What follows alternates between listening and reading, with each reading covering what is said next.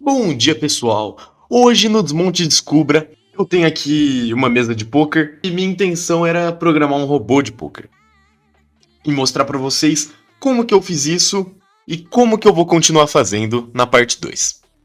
Então, bora pro vídeo.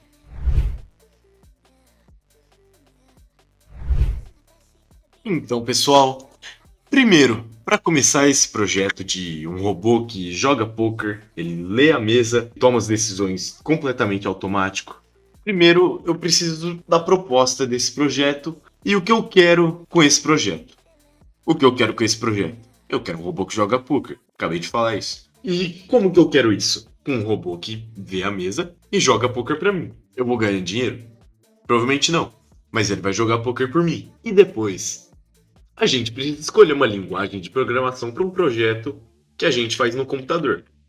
Porque não tem como fazer isso sem uma linguagem de programação. Eu não vou fazer isso escrito, ou sei lá, contratando alguém para jogar e dando instrução para ele. Não sei como isso funciona. Mas para a linguagem de programação, eu escolhi o Python. Porque ele tem muitas bibliotecas úteis. Ele é uma linguagem. O povo fala que é fácil de usar, mas eu achei meio chato, pra falar a verdade, é meio imprevisível.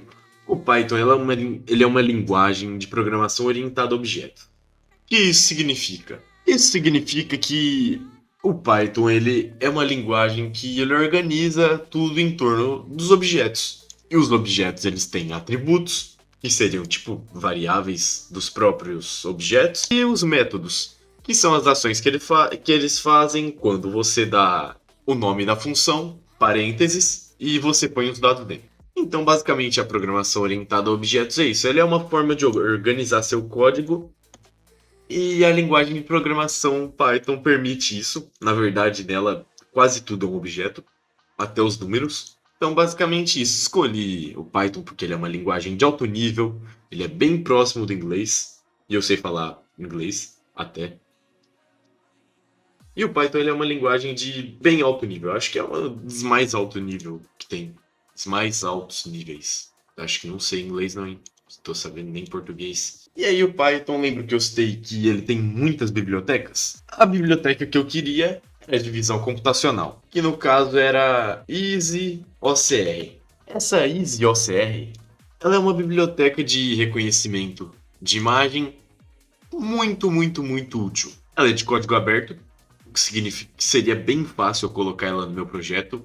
Ela é muito boa e eu acho que eu não expliquei que eu preciso, que eu preciso dessa biblioteca.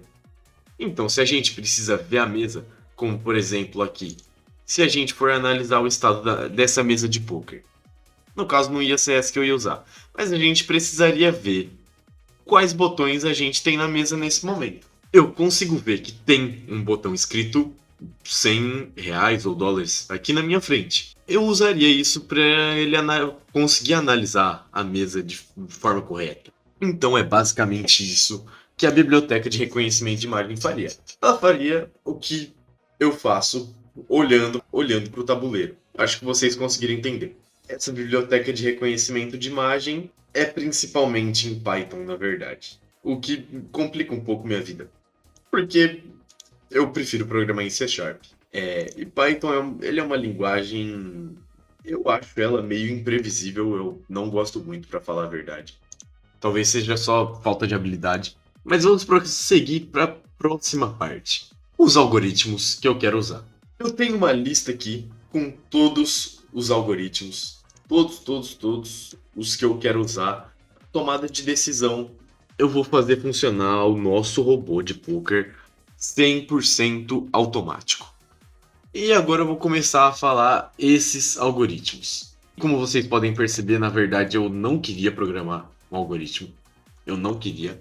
Eu queria, na verdade, ter achado algum robô de poker que toma essas decisões por mim, mas isso é bem difícil de achar, na verdade. Bem difícil. E a gente vai começar. O algoritmo de tabela de mãos iniciais para o pré-flop. O que é uma tabela de mãos iniciais? O que é um pré-flop? O pré-flop é essa parte aqui do jogo de poker onde ainda não saíram as primeiras 3 cartas. Esse vídeo seria um pouquinho mais fácil de assistir se vocês fossem familiarizados forem familiarizados com poker, com o jogo de poker. E provavelmente eu acho que se você está assistindo, muito provavelmente você é familiarizado com poker. Primeiro, esse algoritmo de tabela de mãos iniciais para o pré-flop. O algoritmo de tabela de mãos iniciais para o pré-flop usa uma tabela pronta para decidir se ele vai ou não jogar, se ele vai ou não apostar, ou se ele vai subir a aposta. Muito provavelmente isso daqui já daria uma vantagem absurda em cima das outras pessoas que não são experientes. Porque evitaria começar uma rodada com uma mão ruim. Então eu quero programar esse algoritmo pro poker de computador. Agora, um algoritmo que ajusta a agressividade dependendo da posição na mesa. Aqui no jogo de poker vocês estão vendo que tem uma pessoa com um D em cima. Essa pessoa ela é a última da mesa a jogar. Isso daqui dá uma vantagem, porque ela pode ver a aposta de todas as outras pessoas da mesa. Então, o algoritmo leria quem tem essa fichinha D em cima da cabeça e decidiria as porcentagens de agressividade que tal jogador teria, ou que no caso o robô de poker teria. Agora, um algoritmo de pot odds. Esse daqui é um pouquinho mais difícil de explicar. Pra falar a verdade, eu ainda não sei como que eu vou integrar isso. O pot odds é uma razão entre o tamanho do pote, que é esse dinheiro que está na mesa, e o tamanho que você tem que fazer da aposta. E também o risco que você tem nessa aposta. Por exemplo, não seria uma coisa prudente eu jogar. Por exemplo, não seria uma coisa prudente eu pegar uma mão ruim e tentar fazer uma jogada esperando um milagre por pouco dinheiro. Mas isso talvez seria uma coisa prudente se tivesse muito dinheiro na jogada e eu não precisasse apostar tanto para levar o pote. Então, esse é o algoritmo de pot odds. Geralmente as pessoas calculam isso de cabeça. Eu não sei fazer isso, tá? Só avisando. Talvez por isso que eu tô fazendo robô de poker e não tô aprendendo a jogar melhor. Mas também nós precisamos levar em conta o tamanho da aposta que precisa ser feita para nós continuarmos na mão. E agora também um algoritmo, por último, um algoritmo que calcula a força da nossa mão. Para fazer isso não é tão difícil. Já existem alguns algoritmos prontos, mas eu queria fazer o meu para poder praticar e tal. A gente vai usar esse algoritmo para analisar a força da mão e jogar de acordo com isso. Ter, por exemplo, mais chance de fazer apostas arriscadas se nossa mão for forte, ou vice-versa. Não jogar com uma mão fraca. Mas eu tive alguns problemas durante o projeto, que vocês podem ver. Eu tenho a classe carta, eu tenho a função, eu tenho algumas funções, eu escrevi essa função aqui para transformar um valor de número em uma string, tipo, uma string, como posso explicar? São palavras, transformar esses números aqui, que é o valor da mão, em palavras. Palavras não, né? No caso, letras. Agora eu tenho a função de gerar a carta. Essa função me deu um pouco de problema, na verdade, um pouco não, muito. Na verdade, toda essa classe carta me deu muita dor de cabeça. Porque meio que os objetos eles agem estranhos quando você coloca eles numa lista.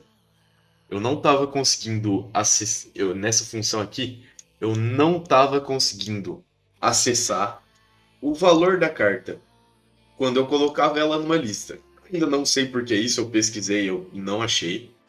Mas é isso daí. Quando eu colocava essas cartas numa lista, elas agiam de forma estranha, esse objeto carta. Então, por isso que eu pretendo desistir do Python e começar de novo o projeto em C Sharp. E vou aproveitar que eu fiz pouca coisa ainda, então eu quero fazer esse projeto em C Sharp. E essa daqui foi só uma parte 1 do vídeo, pra gente não ficar muito tempo sem vídeo enquanto eu produzo o próximo. Eu espero que vocês tenham gostado, espero que vocês tenham aprendido um pouco sobre poker, um pouco sobre programação e um pouco sobre como fazer funcionar um sistema desses. Muito obrigado e até a próxima.